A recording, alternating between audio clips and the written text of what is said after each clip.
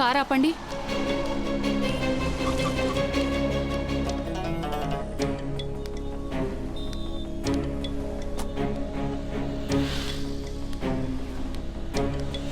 వదినా.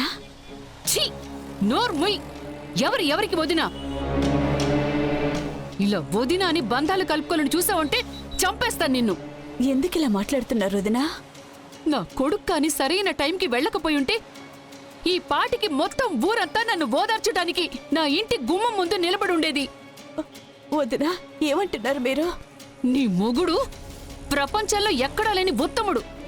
మా ఆయన్ని ఒక చోటికి రమ్మని చెప్పి చంపాలని చూశాడు.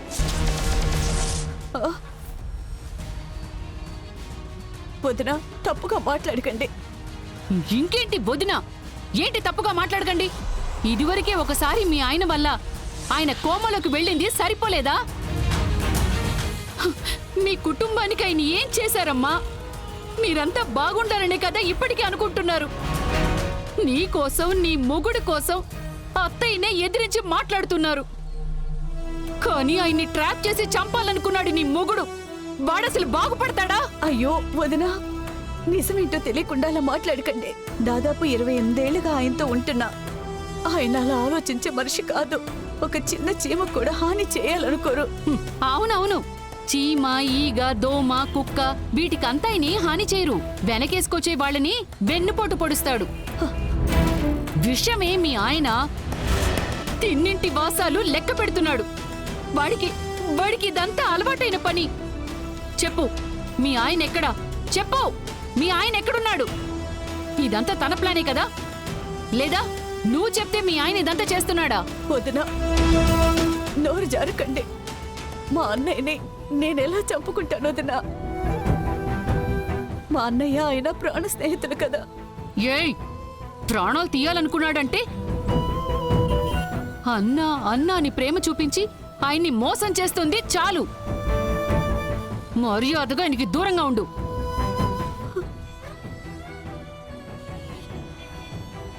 ఏంటి మాట్లాడడం లేదే? సమాధానం చెప్పు. వదినా, ఇప్పుడు నేనేం మాట్లాడినా తప్పుగానే అనిపిస్తుంది. కానీ భగవంతుడి సాక్షిగా, నా మెడలో ఉన్న తాళి సాక్షిగా చెప్తున్నా, మా ఆయన ఎవరికి హాని చేయాలని అనుకోరు. మా ఆయనకి దీనికి ఏ సంబంధం లేదు వదినా, అర్థం చేసుకోండి. నీ మొగుడు మంచోడుగానే ఉన్ని అమ్మా. నేను చెప్పేది నువ్వు ఎట్టి పరిస్థితిలో ఒప్పుకోబోయేది లేదు. నువ్వు ఒప్పుకోకపోవడం నాకు అనవసరం. కానీ మా ఆయన ప్రాణాలు నాకు ముఖ్యం. ఆయనకి చెల్లి మీద ప్రేమ పీకల దాకా ఉంది. నీకీ మాయ రోగం? మా ఆయన్ని వదిలేసి పోవచ్చు కదా. మా జీవితం నుంచి దూరంగా ఎటైనా పోవెందుకు? నా వల్ల కావటం లేదు. ఎన్నేళ్ల తర్వాత ఆయన కోమాలో నుంచి బయటికి వచ్చారో తెలుసా? ఆయనతో నేను ఉన్నదే లేదు. మిగిలిన జీవితం అంతా ఆయనతోనే కాస్త గడుపుదాం అనుకుంటున్నాను. అలా కూడా బ్రతకనికుండా చేస్తున్నారు. నీ కాళ్ళు పట్టుకుని అడుగుతున్నానమ్మా, ఆయన్ని వదిలేయి.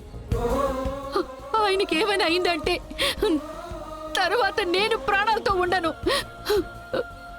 నువ్విక్కడ ఉన్నంత వరకు ఆయన ప్రాణాలకే ప్రమాదం. దయచేసి ఎక్కడికైనా కనపడకుండా వెళ్ళిపో. ఈ ఊర్లోనే ఉండకు. నీకు చేతులెత్తి దండం పెడుతున్నాను, వెళ్ళిపో. నువ్వే అంటావు కదా మా అన్నయ్య నాకు ప్రాణం అది ఇది అని. నిజంగానే నీకు ఆయన మీద కొంచెం అయినా ప్రేమ ఉంటే, జాలి దయ అనేది నీకుంటే ఎక్కడికైనా వెళ్ళిపో.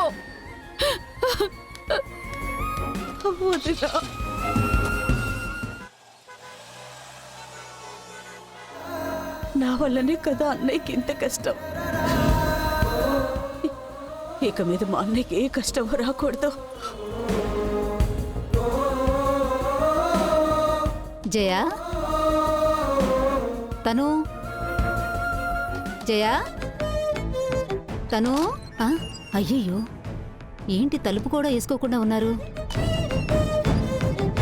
జయ, తను జయ, తను తను ఇక్కడ కూడా కనిపించట్లేదే. ఎక్కడికి వెళ్ళిపోయినట్టు? జయా,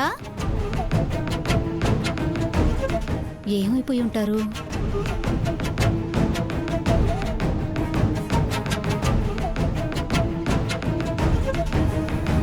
ప్రయత్నిస్తున్న నెంబర్ ప్రస్తుతం స్విచ్ ఆఫ్ చేయబడి ఉంది. జయ ఫోన్ స్విచ్ ఆఫ్ అని వస్తుంది.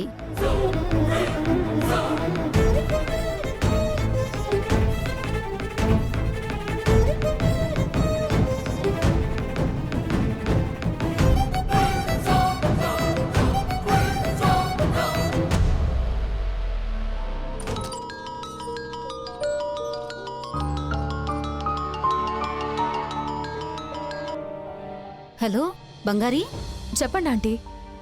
జయ అక్కడికి ఏమైనా వచ్చిందా? లేదా ఆంటీ, ఎందుకు అడుగుతున్నారు? ఏమి లేదు. నీకు ఫోన్ ఏమైనా చేసిందా? లేదా ఆంటీ, ఎందుకు అడుగుతున్నారు? ఏమైంది? ఏమి లేదు బంగారి, పొద్దునుంచి తలుపులు తెరవలేదు. సరే ఏంటా అని వెళ్ళి చూస్తే ఎవ్వరూ లేరు ఇంట్లో.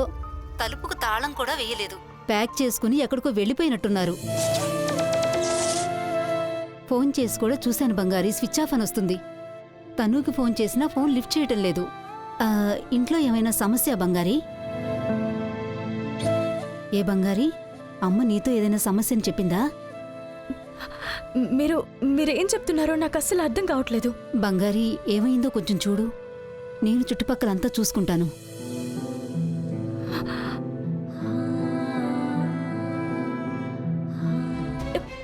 మావయ్య, మావయ్య!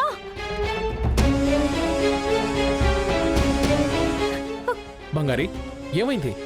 ఎందుకంత కంగారు పడుతున్నావు? అమ్మ కనిపించట్లేదు మావయ్య. కనిపించట్లేదా? ఎక్కడికి వెళ్ళింది? తెలియట్లేదు మావయ్య. ఇంట్లో చెల్లి అమ్మ ఎవరు లేరంట. ఊరు వదిలేసి వెళ్ళిపోయారా లేదా జరగకూడదు ఏదైనా జరిగిందా అని ఏం అర్థం కావట్లేదు. సరే, నువ్వు భయపడకమ్మా. పద, వెంటనే వెళ్ళి ఎత్తుకుదాం. పద. పదండి మావయ్య.